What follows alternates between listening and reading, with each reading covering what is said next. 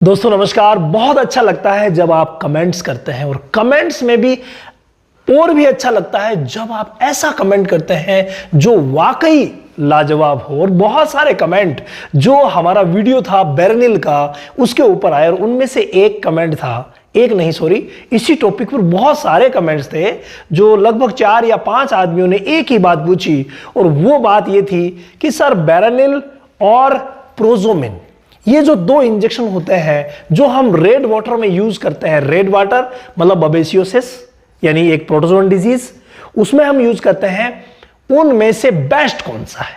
Best नहीं, the best कौन सा है? तो देखिए भाई, आज आपको कंपैरिजन मिलेगा 2 ऐसे इंजेक्शंस का जो काफी टाइम से चल रहे हैं मार्केट में और अच्छा रिजल्ट दे रहे हैं। तो दोनों में से बेस्ट कौन सा है? देखिए, पहला हम दोनों की थोड़ी सी व्याख्या कर लेते हैं।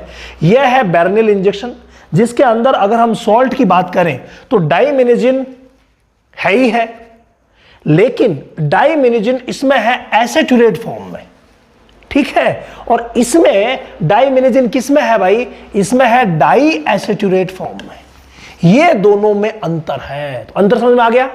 प्रोजोमिन में डाई एसेटुरेट फॉर्म में डाइमिनिजिन, देखो डाइमिनिजिन की जरूरत है प्रोटोजोआ को मारने के लिए, हो गई बात। लेकिन यहां डाइमिनिजिन एसिटुरेट फॉर्म में है और यहां डाइमिनिजिन डाई एसिटुरेट फॉर्म में है। अब इन दोनों में अंतर क्या है? देखिए, एसिटुरेट और डाई एसिटुरेट फॉर्म जो है वो लगभग सेम सी ही है, कोई ज्यादा इनमें अंतर नहीं है। लेकिन ये जो पूरा फॉर्मुलेशन बनाया गया है, इसमें एसिटुरेट सिंगल फॉर्म में है, इसमें डाई फॉर्म में है। तो क्या आपको लगता है कि डाई फॉर्म में है तो ज्यादा काम करेगा? भाई हो सकता है, लेकिन हम बात करते हैं दोनों की कंपनीज की। ये विरबे कंपनी का है, नो डाउट अच्छी कंपनी है। इधर एमएसडी है तो नो डाउट अच्छी कंपनी। दोनों ही कंपनियां टाइम से चल रही, तो कंपनी के हिसाब से हम किसी को कंप्रोमाइज नहीं कर सकते कि हमें ये लेना चाहिए।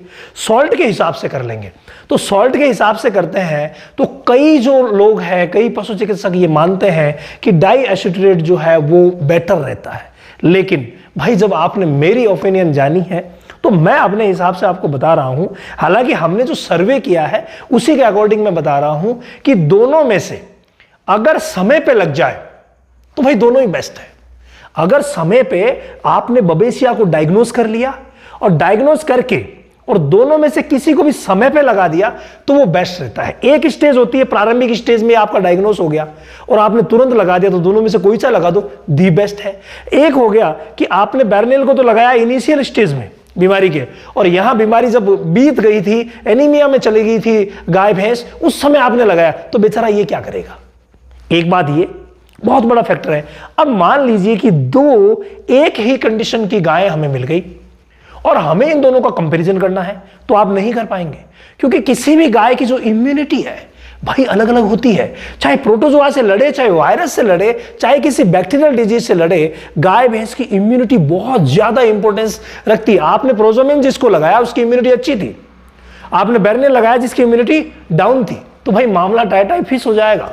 यानी इम्यूनिटी का खेल बहुत ही बड़ा है जो पशु की होती है। ये दोनों बेचारे क्या करेंगे, होगी बात। इसके अलावा अगर एक इंपॉर्टेंट बात देखें तो भाई कहीं ना कहीं डाई एसिटुरेट की बजाय एसिटुरेट जो है वो फॉर्म अच्छा काम करती है, बस यही मामला है। लेकिन काम करने के पीछे कितने सारे फैक्टर काम करते हैं मैंने बता दिए हैं। सारे फैक्टर्स को नोट कीजिएगा, उसके बाद देखिएगा कि रेड वाटर में कौन सी अच्छी रहती है।